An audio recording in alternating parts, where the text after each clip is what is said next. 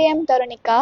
என்னோட ஊர் வந்து உத்தண்டிகண்டிகை. எங்கள் அப்பா பேர் ஜெய்சங்கர், எங்கள் அம்மா பேர் ஜெய் மகாலட்சுமி. எங்கள் அப்பா அக்ரிகல்ச்சர் தான் பண்ணுறாரு. நான் எல்கேஜிலேருந்தே saint James matric higher secondary ஸ்கூலில் தான் படிக்கிறேன். நான் 10th வந்து 498 எடுத்திருக்கேன். தமிழ்லையும் இங்கிலீஷ்லையும் 99, மேக்ஸ் சயின்ஸ் சோஷியல் சயின்ஸில் சென்டம்.